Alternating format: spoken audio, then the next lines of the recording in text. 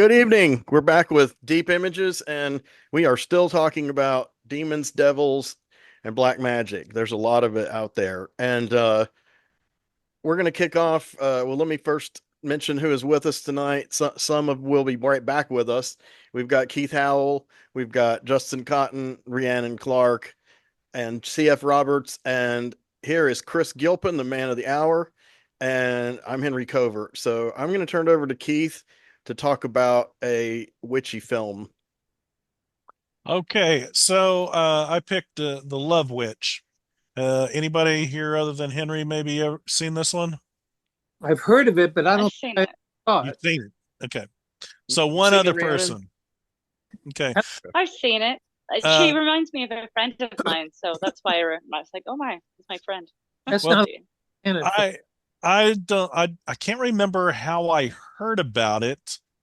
But I heard about it during the COVID pandemic shutdown when I was just watching movies, tons of movies.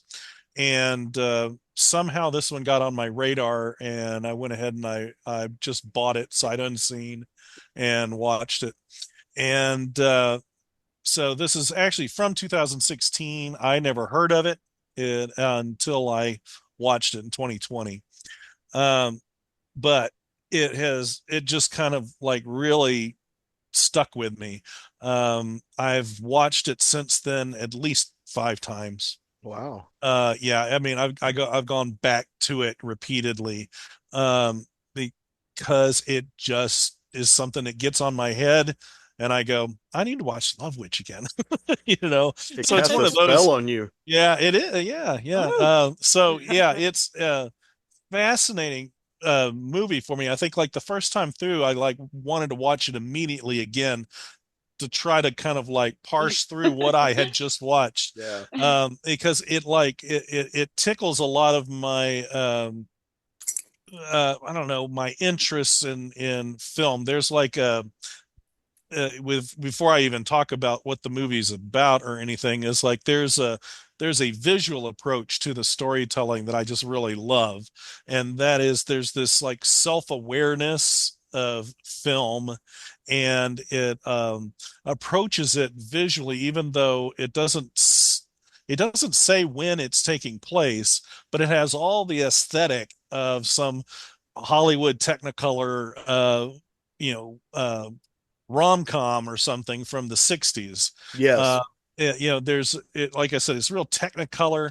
I It's found out very, it's kind of later reminds me of Beyond the Valley of the Dolls, the look of that, it. yeah, So, it's like got a very stylized approach to it, in the cinematography, the color grading, all of that. Very visual. Yeah, yeah. Visually, Very just visual. it's just an amazingly beautiful visual movie like that. But it's aware of what it's doing. yeah. Like when you have a sequence with her, say, driving in her car, and you've got the fake background going as she's driving along, and you got the voiceover or something going. It's again, if you're a movie buff, those types of things really you recognize it as you're watching it. So even though there are aspects of it that seem modern, it always also feels like it's retro 60s at the same time. And so there's that, I don't know, this tension as you're watching it, because it's the themes that it's exploring are themes that would never be explored this way in the 60s, not really by a mainstream movie. This thing's an independent movie. I cannot find anything about what the budget was. I'm imagining it must be really low budget. Yeah. And and some of the things that kind of give away on the low budget are some exterior shots in some small town somewhere, where you can kind of see where they've got the stylized 60s era type cars, but then kind of in the background you see it's not, there's more modern cars and stuff, maybe, Right. if you're looking for it. And so, that kind of stuff in Hollywood movies, bigger budget, they would go ahead and they'd fill all that in. But I don't mind it at all. But also, yeah, the way it's lit, some of the stuff like the Love Witch herself, you'll see she has a lot of that stuff you'd see in movies and TV at the time, where you kind of you shine that Morticia light Adams. right on there. Yeah, that light comes right across the eyes like that, and it kind of, to really like pull that out. Even in the movie poster, they're doing that. So it's all very intentional, and I just really love the whole aesthetic of it visually.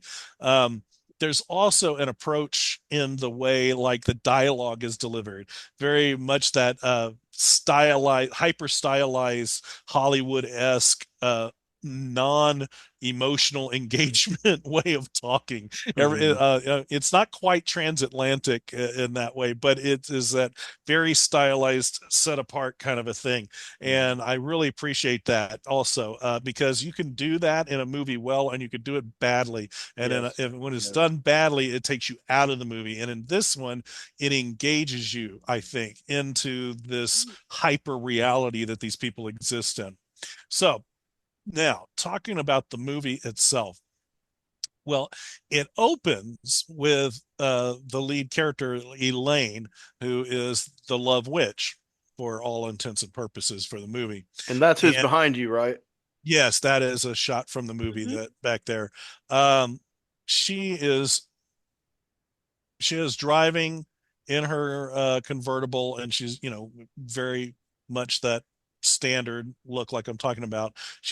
There's the sense that she's running away from something, and she's coming into a small town in California, and and she's looking. We get like some voiceover and stuff, and we know that her husband Jerry has recently died. Um, we don't know enough about her yet to really know what the circumstances might have been for why he died, but her perspective is that he left her, Mhm. and so it's and you need to know that as you're watching, is that she has a very unique viewpoint on everything. It's very self-focused. She's very sociopathic and narcissistic in her views, and so like sees everything in this way, like that in her husband has died, he's left her. So that's her perspective. Right.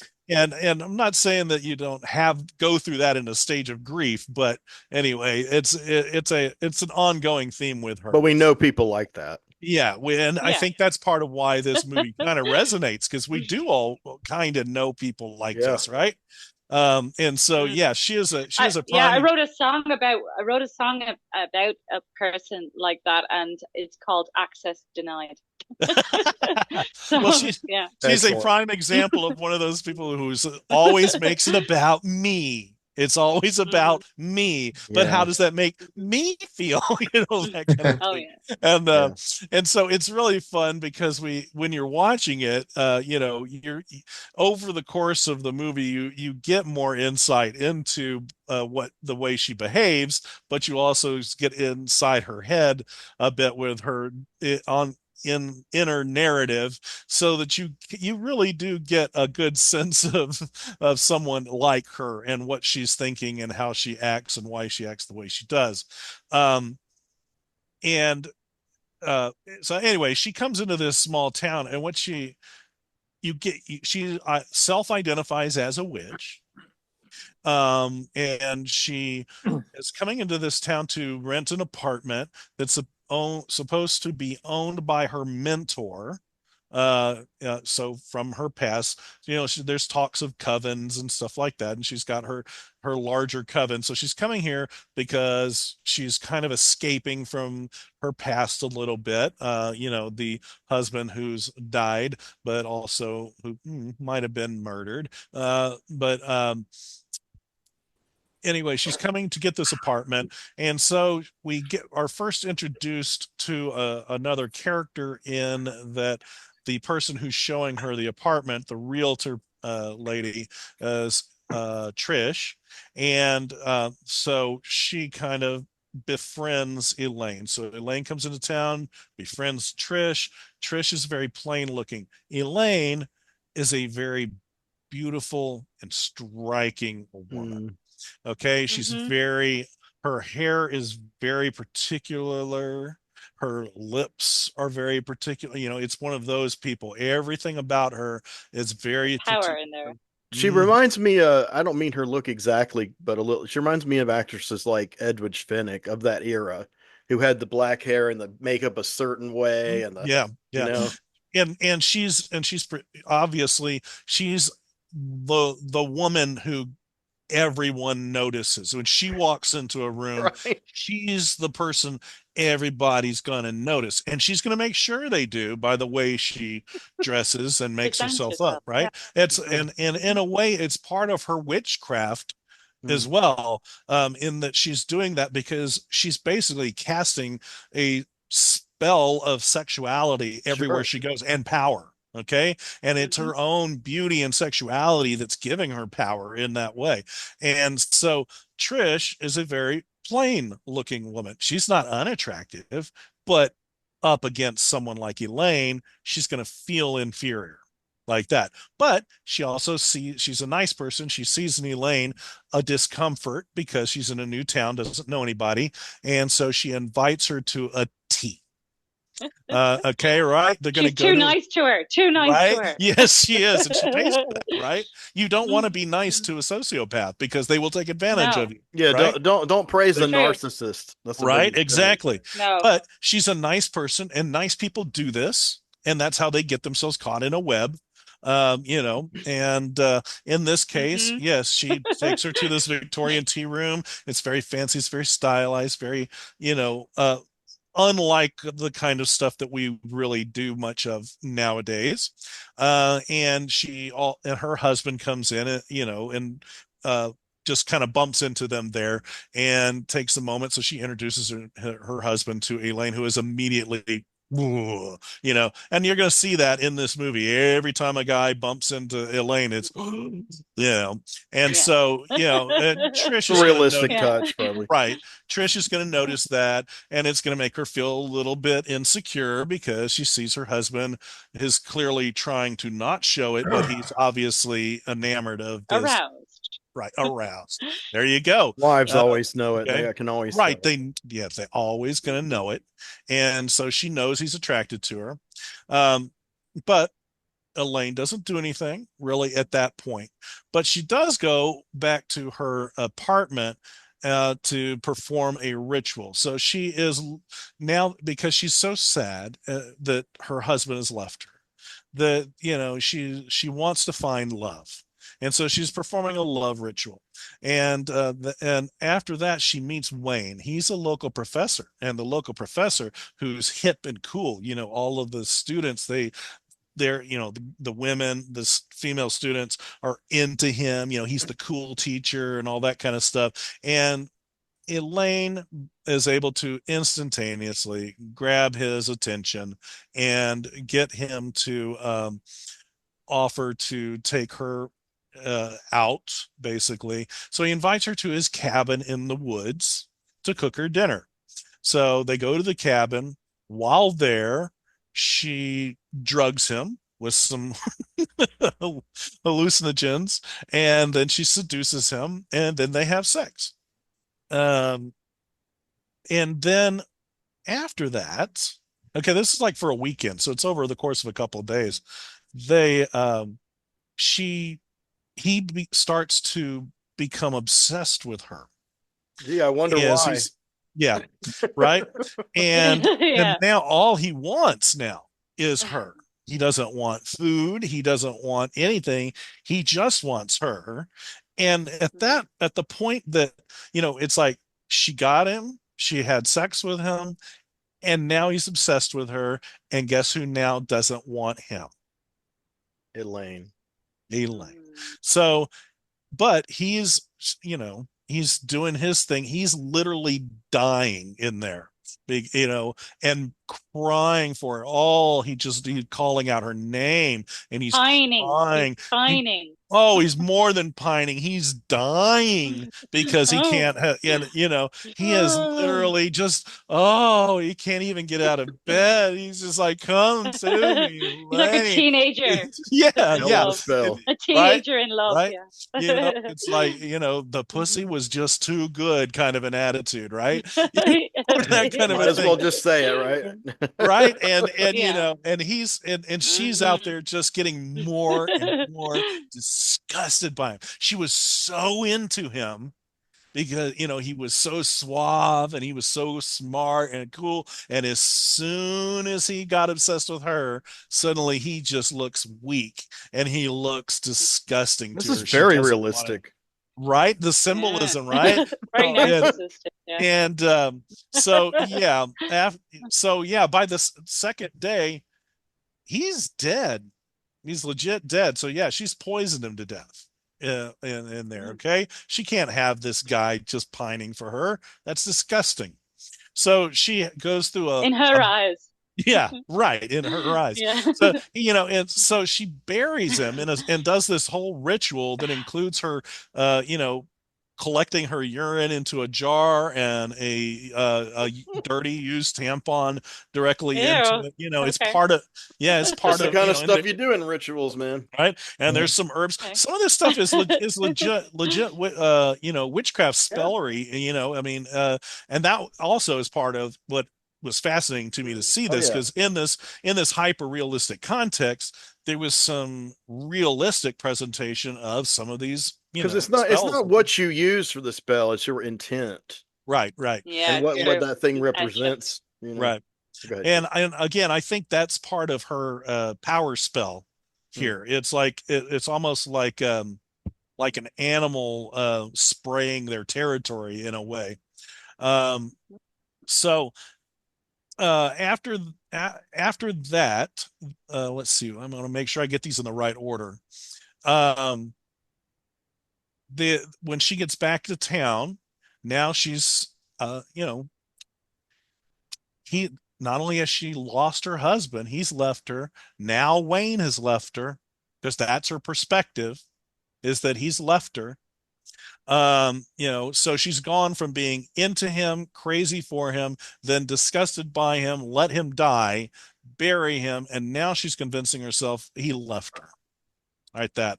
And then she All about goes, her. right, it's all about her, and it's also absolving herself from any type of responsibility over it, right? At the same time, she's obsessed with uh a power being in control and all that. So it's just an interesting, dichotomy there within her, as a character. But once she comes back to town after that, she just leaves him behind, that buried there at his cabin, and then just takes off and kind of forgets about him. She does take memory.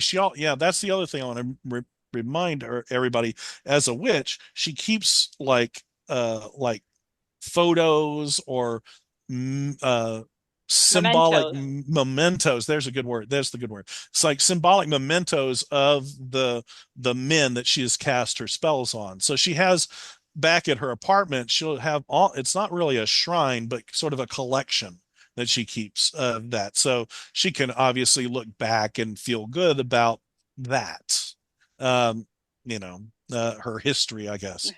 But Trish goes out of town for a couple of days. So Elaine, ba-da-da, thinks, here's an opportunity. So she now does the same thing with Trish's husband, seduces him. Same Follows the same pattern of seducing him, and then sort of like not then coming back to him. It's for those who understand, like the narcissistic, like push, pull, tug, and push away, pull back, tug, push away Hmm. kind of pattern. It's very much that cycle. She pulls them in, she seduces them, gets them hooked, and then push them away, right? And so there, and she does that to Trisha's husband now at this point. And so yeah, when Trish comes back, there's he has become so distraught, and she doesn't know why. She doesn't understand why he's so distraught, but even he So he just winds up killing himself. That's what happens with that. Okay, so but we'll get on to that because the next in a minute, because what actually happens before that is um, is that the police have been called because the professor guy is missing, and so that's where you get introduced to a couple of police detectives, and the main one is named Griff. Of course, his name is Griff, right?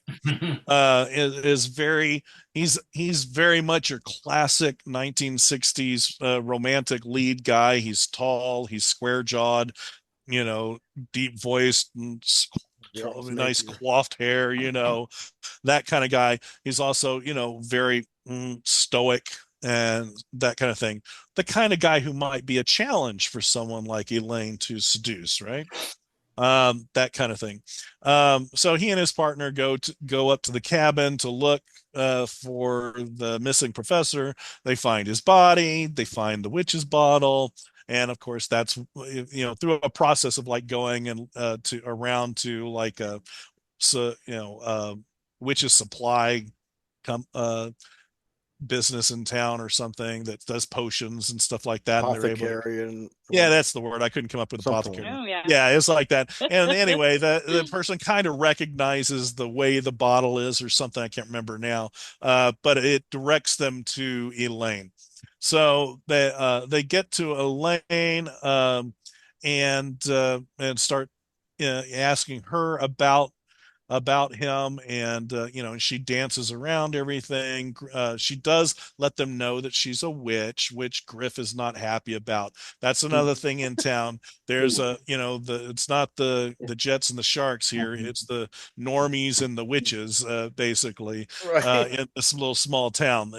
You're either in the coven or you're not in the coven, and those who aren't in the coven don't like those that are in the coven, and all that kind of stuff. uh, so they, but he does find himself being drawn to Elaine, who is trying to work her wiles on Griff. Because by this point she has pretty much forgotten about Trisha's husband, who is obsessed with her and basically it winds up, like I said, killing himself because she won't give him any attention. She got what she wanted, and then she promptly forgot about him, and now her attention is focused on Griff. Um, let's see. Griff is the challenge. Yeah. So that she does get Griff to take her on kind of a date. They go horseback riding, which winds up getting them to run across a midsummer solstice festival that's going on. Looks kind of like a Ren Fair sort of thing happening in the woods, and the people that are in charge of it happen to be Elaine's coven folk, the guys and girls from that, and they perform a mock wedding ceremony between the two of them, or bonding ceremony like that. um and she's all into it at this point because right now she's in the throes of her being enamored of this new potential conquest with Griff. But then she gets a little irritated when Griff doesn't take it as seriously as she does, realizing he's not quite as caught up in her spell as she wants him to be. He and expressing his lack of desire to marry her, and that he'll talk about that or think about that, whenever he wants to have children in the future. Right? Yeah, yeah. That's around the point that we get Richard killing himself, and Trish in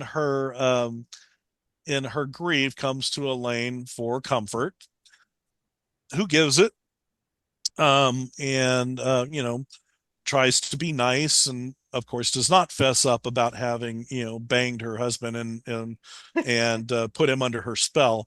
But she does leave Trish behind, I think. Or does Trish come back? No, Trish comes back to her apartment when Elaine's not there, and lets herself into her apartment, and comes across her little memento shrine or whatever, and Oh. that's when it dawns on her that Elaine This must have, woman's not right.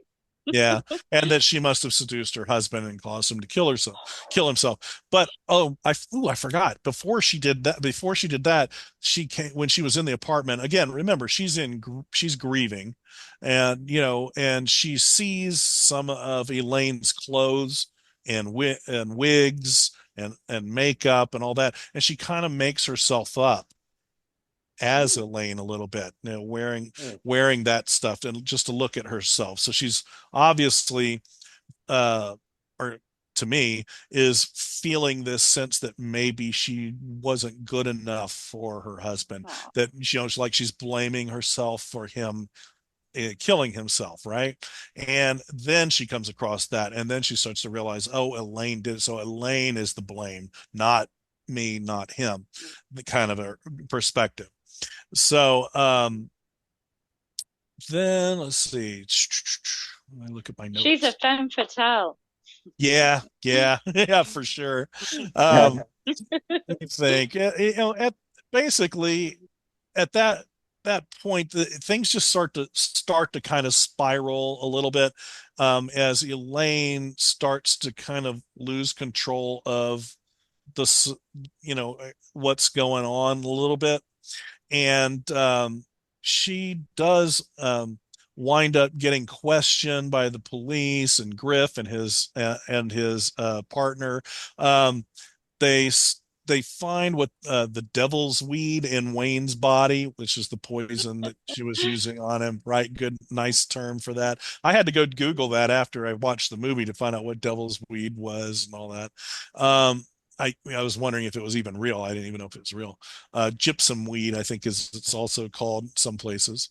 Um, so they Griff says that it looks like it was growing naturally out near the cabin, and so the police essentially at that point kind of think it was an accident, like she didn't do it on purpose. Like she was there, she was having a fling with him, that he died while she was there, and that she buried him because that was her religious ritual, was to do that.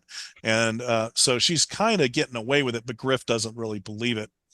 Um, but because the DNA evidence and stuff like that's going to tie her back to it, so that's her explanation. And the police seem to be going along with it, but word has kind of gotten out now because of the suicide being connected to Elaine, that now the townspeople are burn the witch kind of a thing. So at that point, Griff becomes defensive of Elaine and he fights them off, and so you get the big bar fight kind of a situation, and they get away from that. They get back to Elaine's apartment, and she starts to try to do the same thing with Griff. She wants to try to get the her potion into him. He won't do it. He rejects her outright, which she has not experienced. Okay, remember, this whole time in the movie we have had no one just reject her. So at this point, Griff does. She reacts in an aggressive way and gets like pulls out one of those ritual knives and actually stabs him a lot of times. Oh Okay, wow. and it Impressive. and the symbolism when she does that is cool, because there's this painting on the wall that mirrors what she has just done, where it's like the naked witch who cuts open the chest of her lover and has his heart out like that, Oh, wow. and so it's kind of cool.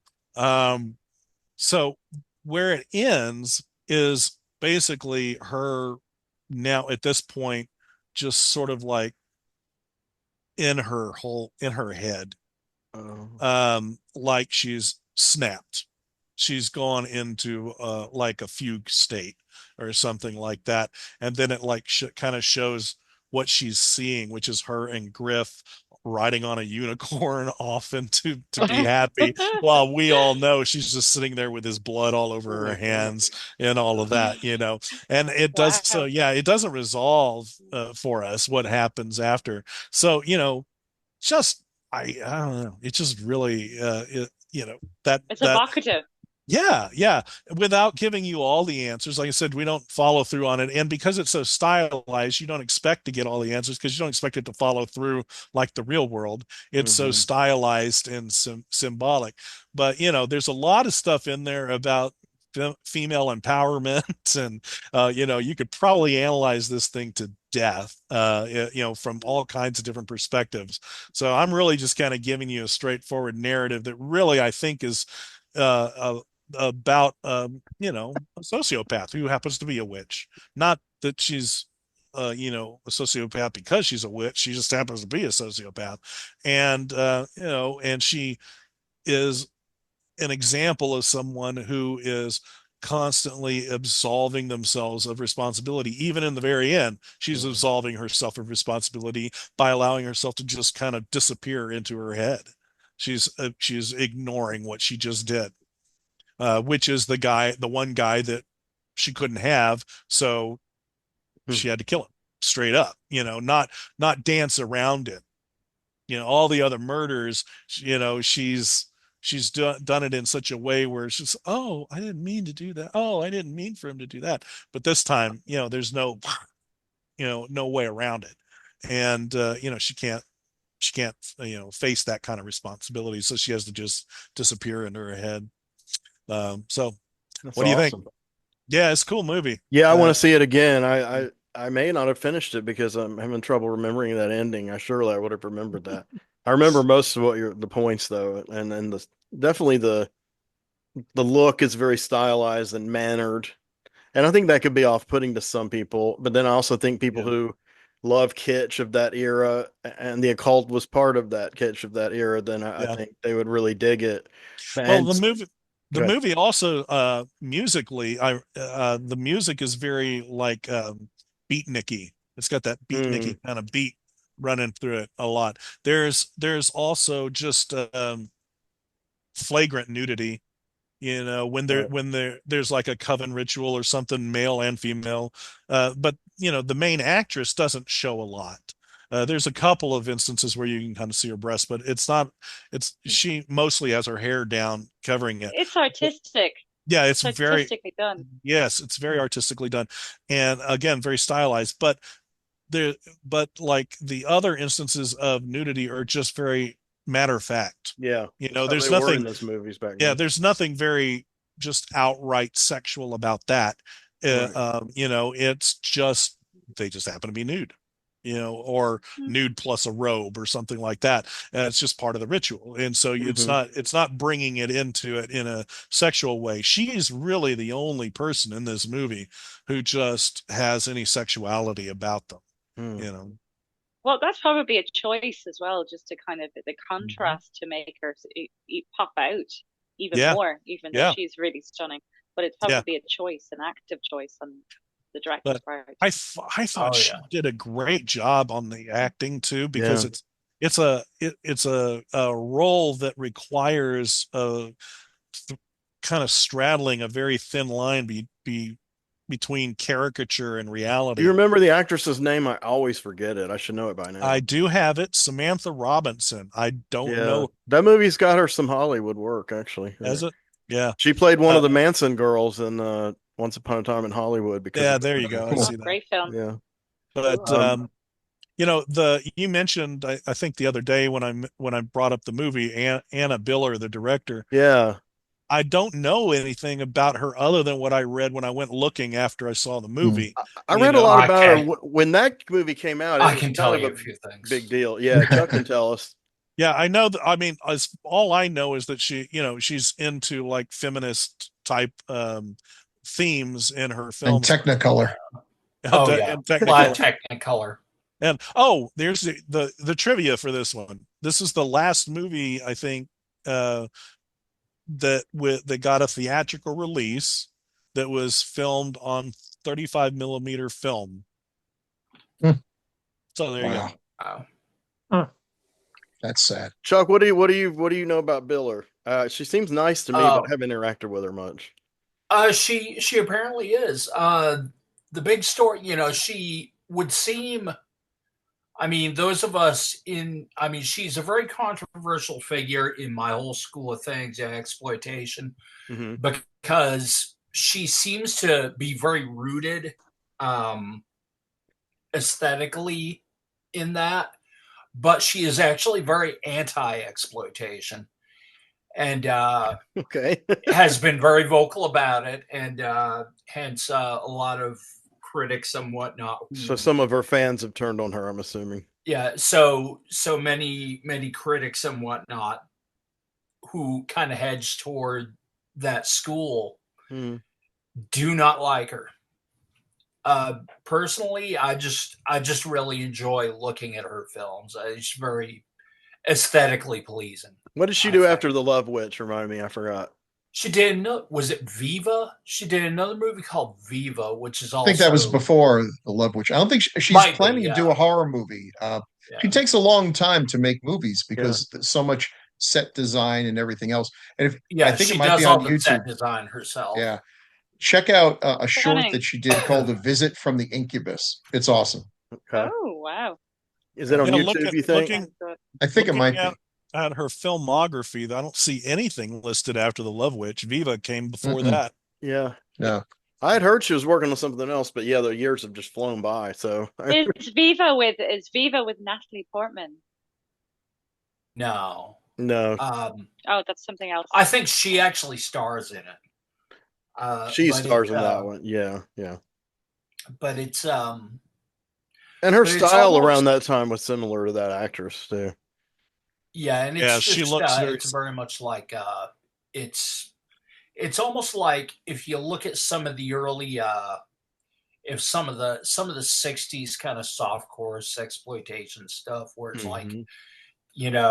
where they do something about like wife swapping or something like that, or Like Doris Wishman.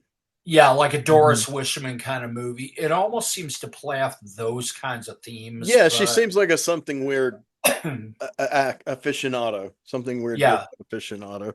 although apparently very much not. But Viva feels very much like that, I and wonder what but Lisa thinks about her. At least kind of like Patricia. that, but really, I can't imagine they get along terribly well. But it's almost like if you if you take those kinds of themes and paint it up like a classic like Doris Day movie or something. It's just very very rich look and Hmm. design and whatnot. Sure. Get a little. I'm very much Just into like clothes personally. I think it's my half Italian part, but I'm really into clothes. So I love looking at movies. Sometimes I watch movies just looking at the aesthetic, looking at the clothes and things like that as well. 70s was a yeah, cool time. I remember the Anna Love Witch in Biller's that from that. yeah, Anna Biller's Yeah. stuff is But good for that. Mm. yeah, She's got the eye. Well, that's awesome. I'm looking to see where you can stream it. It's on Tubi It's on right Tubi. now. If Yeah, people wanted to watch it there, it's also on I'll watch it. Peacock. Yeah. So, if you subscribe to Peacock, you can get it. If you don't subscribe, go to Tubi. I'll add it to And my Tubi list, which has yeah. like 800 movies on it. Fortunately, I can't find a visit from the Incubus for free anywhere. It's 27 minutes long, which is not a great length. It's too long to be a short and too short to be a long, but it's a lot of fun. It's a lot of fun. And if you like that, It's a mid. Yeah. if you like that Technicolor aesthetic, which I have no idea why they thought we needed to move away from Technicolor. It was I love beautiful. Technicolor. Yeah, If I wanted to see Beautiful. realism, I'd look out my damn window there, and everything's in dingy, unsaturated colors. Give me the fantasy. Give me Suspiria or give me death. Oh, yeah. Oh, I love Suspiria. Love Suspiria. Yeah, use Suspiria to tune the color on your television. Exactly. I want everything to look like that. Suspiria is a channel favorite. That's true. We found out. Yeah. Also, if you turn up Absolutely. the sound really, really loud, you'll find out if your neighbors are home because they'll be knocking on your door to ask you to cut it out. And then if you see it live, then playing it live, then you won't be able to hear Yeah. for about a week. That's true. They were loud goblin. Jesus Christ. Yeah, yeah. Oh, yeah. They're the best. What's it? There's a part of it. It's like some weird noises that they make, and I love Well, that. Well, I'm disappointed that I didn't catch Love Witch on its limited theatrical run back in 2016. I think I would have dug this thing in the movie theater. I don't think it That came would have here, been but real good to I remember see. that would have been nice. Hey Henry, just a suggestion. You need to like isolate that sound she just made and make that like our intro or outro. And just We'll anytime work. we got to do an edit or something, you just make that sound and scramble up some Cute. notes with it. We'll work on it. All right, guys. So we're gonna wrap up another episode. Thank you, Keith, for that incredible exposition on the Love Witch. I remember I was my memory was refreshed, so now I want to see that again, see it again. So I highly recommend it.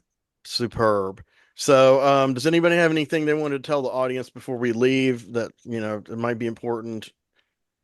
Don't everybody. Yes, if you enjoy watching these films, please don't forget to like and subscribe, and even share them if you can do that. That'll be great, fantastic. It would. We Much appreciate you. appreciated. Thank you. Y'all have a good night. We'll be back with more demons and devils shortly.